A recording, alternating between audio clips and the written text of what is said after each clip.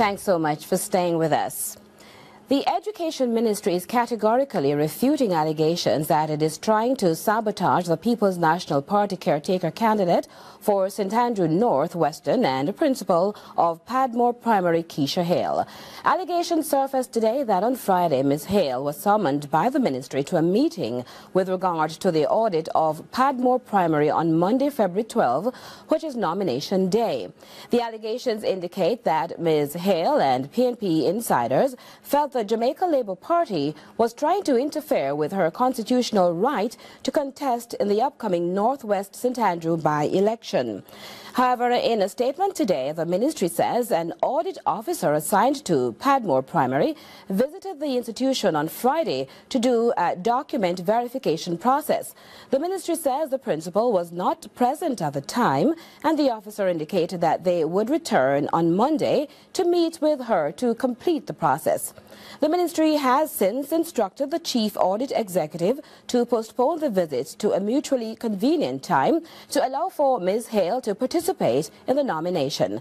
The ministry adds that it is an arm of the government and would not interfere in the political activities of a citizen. And in this update, 3-year-old Tadiki Bennett is the third child for Tishawa Walters to have perished because of the January 27 house fire in Coburn Gardens, St. Andrew. The 3-year-old boy died Wednesday morning at hospital, where he was admitted after being rescued by a youngster from the community who risked his life to pull him and his 2-year-old aunt from the furnace. The charred bodies of 1-year-old twin brothers and a 2-year-old girl were later pulled from the debris. All three were sleeping on one bed at the time. A candle which was lit by their 13-year-old relative caused a fire which engulfed the building. Reports are a mother left her 18-year-old daughter in charge of her younger siblings and went to work. The 18-year-old, however, left the house with another minor in charge of the children, who included her 2-year-old twin girls, one of whom died in the blaze. The 18-year-old woman's other child has since been released from hospital.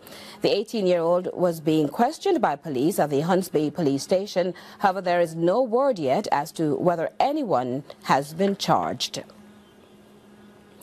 To ease the burden on the public healthcare system, the Medical Associates Hospital recently opened the Partners Interventional Center of Jamaica, outfitted with equipment designed for the detection of cardiovascular diseases. CVM Live's Nicole Wilson reports. With cardiovascular disease a leading cause of death in Jamaica, claiming on average 6,000 lives annually, Health Minister Christopher Tufton is calling on the private sector to come forward and partner in the saving of more lives.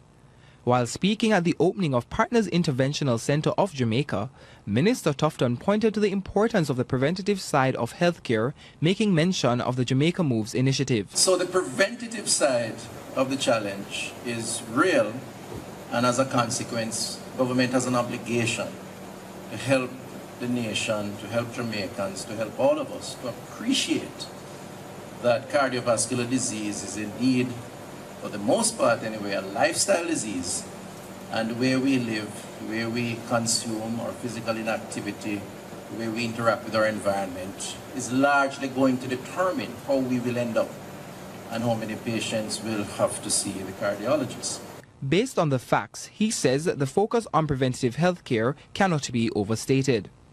Our critical thrust from a public policy healthcare perspective is firstly on the prevention side, but recognizing that 7 out of every 10 Jamaicans are linked to some sort of lifestyle NCD, we have to also do a lot more in developing the curative side, even while we try to discourage certain types of behavior.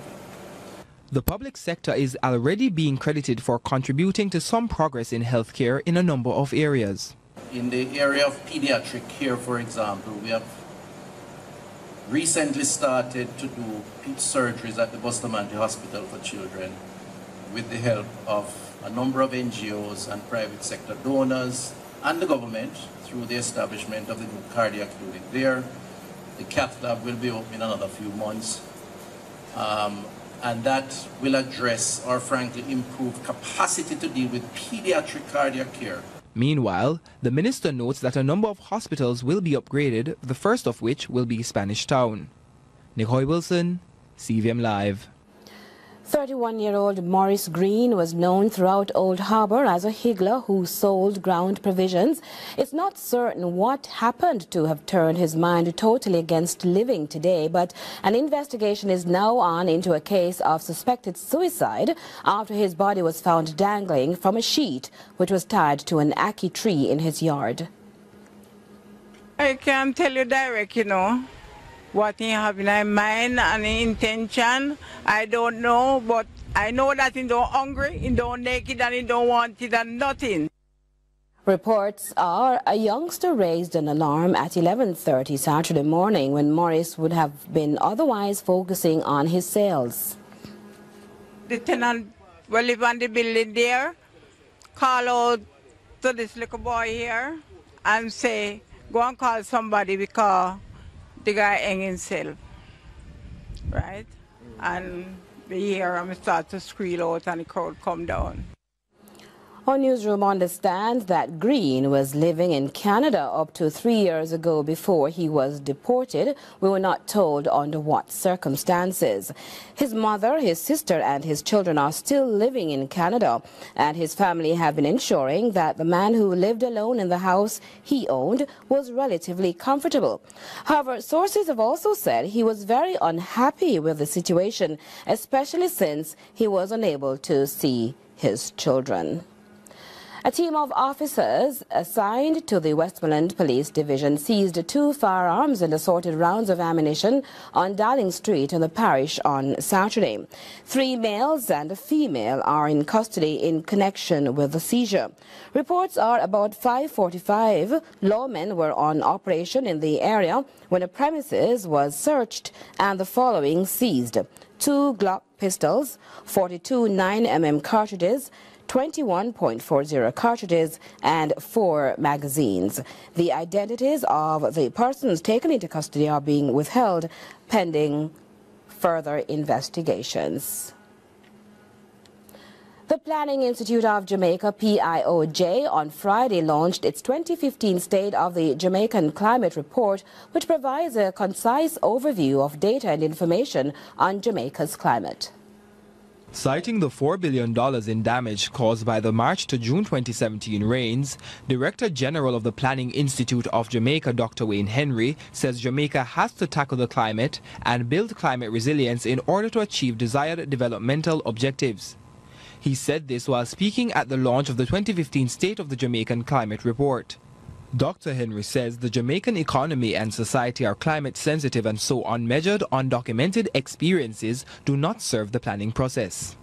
Hence, it is important to have initiatives that provide a time series of data which allow for the observation of patterns across various climate parameters and which can facilitate planning with a degree of certainty. The climate projections on which the state of the Jamaican climate is developed therefore provide the basis for important data to be incorporated into development models. The PIOJ can incorporate data found in the report in their Threshold 21 model to predict how the economy will perform when faced with certain hazards.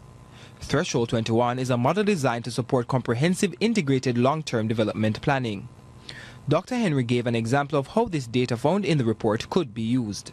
That the data and information contained in the report can, for example, help local authorities to determine where and how housing developments are located, and signal to the National Works Agency the required design capability of roads and related infrastructure given projected storm and rainfall intensities. The report not only looks at the effects climate change has on the tourism and agriculture sectors, but it also highlights the effects on that of health. It outlines the impact of drought and increasing temperatures, which may lead to food shortages and malnutrition, reproductive problems in both males and females, changes in the life cycle of vectors such as the Aedes aegypti mosquito. Dr. Henry recommends that climate change considerations be included in all aspects of governance and planning. Nicoy Wilson, CVM Live. This is CVM Live. We go to a break. Thanks, Curlin. News in Trinidad and Tobago. Police have arrested 4 men in connection with a plot to disrupt carnival celebrations next week. The police have not revealed the nature of the plan, but advisories issued by 2 foreign governments suggest it was terror-related. At an urgent media briefing on Thursday, Assistant Superintendent Michael Jackman said the Trinidad and Tobago Police Service, TTPS, had unearthed credible information of a threat to disrupt the Twin Island Republic's highly anticipated carnival activities. And in the Dominican Republic, authorities have detained more than 250 Haitian nationals and seized a number of illegal documents during raids in several areas, including the city. The illegal documents include dozens of fake cards of the National Plan for the Regularization of Foreigners, false visas, and Dominican identity cards. Immigration and military officials say that most of those detained would be repatriated to Haiti. And in Asia,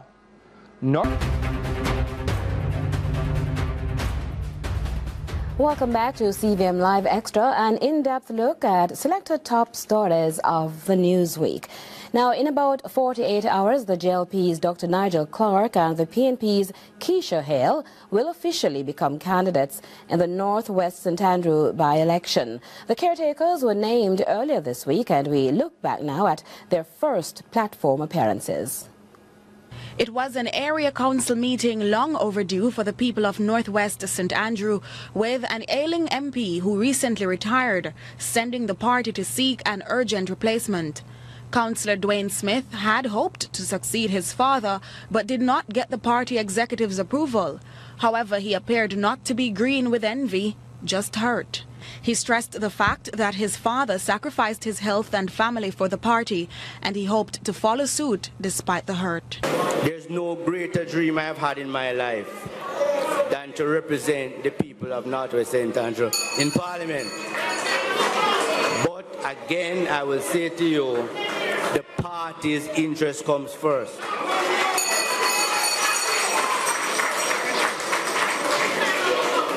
I am willing to sacrifice my personal desire for the party.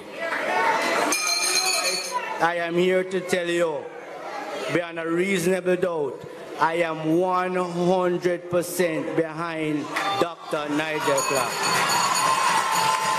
Dr. Nigel Clark, a former JLP senator, explained why he decided to take up the political mantle. Working with a leader over the last decade in various capacities has stirred in me a response to duty's call, as our anthem says. There are many ways to serve people and to serve our country.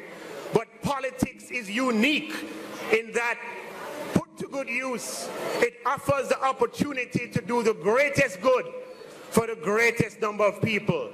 So I've offered myself because I want to fight the good fight. Dr. Clark, a Rhodes Scholar, spoke highly of Marcus Garvey and his teachings of advancement, explaining his fight is not with the PNP. After you beat them in the interest of the country, you might have to work with them.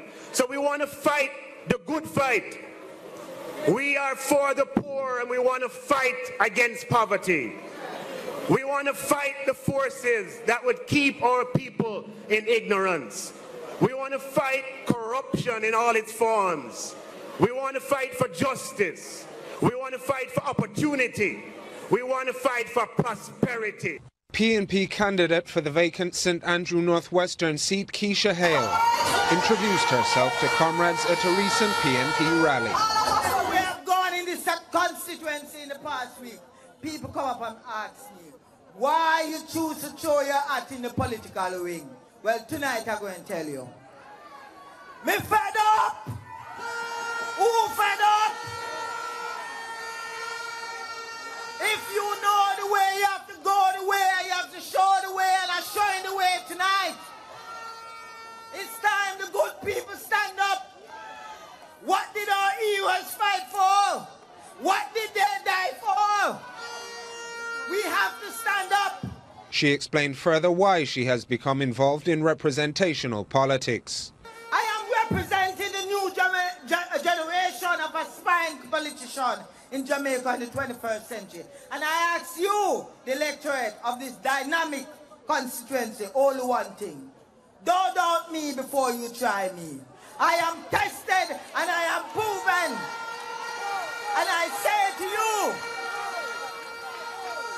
that before political life, you can know what your candidate going to do in political life. Because before political life, I will give my all for the people. She literally spelled out her intentions ahead of the March 5th by-election. S-U-C-C-E-S-S. What is that? Them things that comrades done. Them things that them can continue to trick us. They think they can continue to starve us of what we are supposed to get. I have to stand in the ring because when I walk through this constituency, all I've seen is suffering. 29 years of suffering. Joel Crosskill, CVM Live. And we will still have more CVM Live Extra after this short break.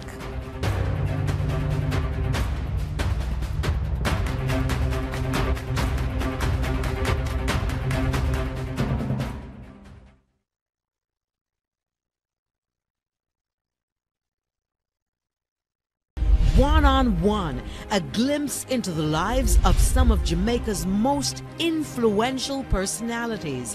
One-on-one, beginnings, guiding philosophies, transitions, revelations, challenges, and achievements.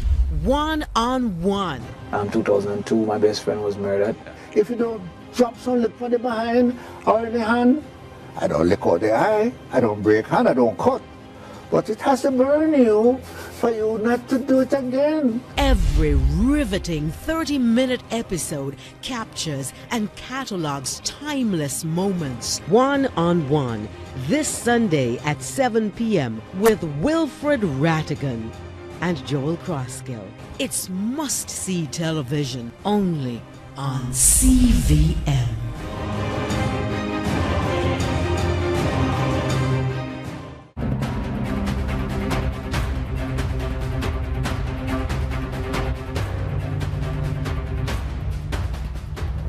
Welcome back to CVM Live Extra, the first 30 minutes of CVM Live, where we expand stories that made the news week. The crucial topic of energy came up during this week's brief meeting between the Prime Minister and U.S. Secretary of State Rex Tillerson. Following the meeting, Prime Minister Holness and Energy Minister Dr. Andrew Wheatley were asked about developments concerning Jamaica's energy sources. We now don't currently import oil from Venezuela. With the new dynamics in the global trade in energy, and with the United States now becoming a net exporter of energy resources, Jamaica can, in this new paradigm, benefit from that. Well, as the Prime Minister, I think, made the point in his remarks, this is one of the things that binds Jamaica and the U.S. so closely is strong commitment to democratic values. And it's why we're just both heartbroken to see what's happening in Venezuela as we're seeing what was once a thriving democracy dismantled before our very eyes. And it's the reason we intend to take all actions possible to persuade the regime to return to its full constitutional authorities, return it to the hands of the Venezuelan people. As to any future steps that the U.S. might take regarding sanctioning oil or products to put more pressure on the Maduro regime, we are going to take into full consideration the impacts on regional countries as well. And we had a good exchange today regarding that issue, not just for Jamaica, but also getting the Prime Minister's perspective on other countries, how they might be affected. And we will be looking at what are actions the U.S. might take to mitigate the negative impacts of that. So I don't want to get into specifics because we're going to undertake a very quick study to see are there some things that the U.S. could easily do with our rich energy endowment, with the infrastructure that we already have available. What could we do to perhaps soften any impact of that? Having said that, I think there's great unanimity in the region and certainly in the hemisphere that we all want to see some progress on this situation in Venezuela, which only gets worse day by day. One of the questions I had after hearing the PM, it almost sounds like Petrocaribe is being put to sleep. No, the Prime Minister was very explicit Someone asked a question, when was the last time we received oil from Venezuela? And he replied, last year. And I've been more specific to say that it was May last year that we received a shipment of oil. Notwithstanding that, Jamaica, from an energy security perspective, we are in a good position in terms of being able to purchase fuel, whether refined products or crude, from Trinidad or from the Gulf of Mexico or on the spot market. What would it, if we were able to do without Venezuela, what would that mean for PetroCaribe, the agreement? One needs to appreciate how the PetroCaribe arrangement operates. The PetroCaribe operates, really, the benefits come into being once the price of oil is above a certain number. I think it's $70 or $75 per barrel. The current price is around $60 or $50 per barrel, $50 per barrel. And as such, the special benefits that we get from the PetroCaribe agreement does not come into play, even if we were taking petroleum products from Venezuela. So in terms of the Petrogen, have we been able to iron out the corresponding bank issues that we have been grappling with? Well, we have been working with the U.S. State Department and Treasury Department as relates to that matter. It is quite clear that the executive order, the effects that we were experiencing, was an unintended consequence. Notwithstanding that, we have been working through the issues and we are dealing aggressively with those matters. So it means, therefore, that the government would have had to pump significant resources into we have been able to get through our transactions as a result of the support of the U.S. State Department and Treasury.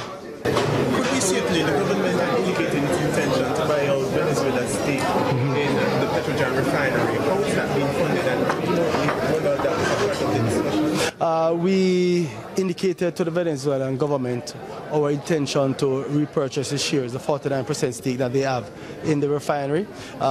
Just 2 Fridays ago, I wrote the new Minister of Energy indicating same, and the government of Jamaica has made the necessary allocation within this year's budget to pay for the shares. We are currently finalizing the valuation, the more up-to-date valuation. A valuation was done summer of last year, and a current valuation should be in my hand come the end of this week. What specifically are you expecting from the U.S. coming out of these talks? The Prime Minister was, I believe, was very clear as relates to cooperation on matters of energy security, border protection, and of course bilateral economic arrangements. In terms of what you would hope that... As Minister of Energy, Jamaica's energy security is paramount, and that was discussed.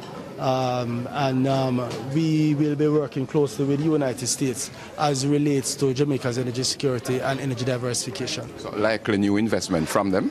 Definitely, as relates to investment, not only in the energy sector, but generally we anticipate continued support in that regard. You will recall that they are a significant investor in our renewable energy sector, and in fact the matter of natural gas, they are a critical player in the local landscape and part of the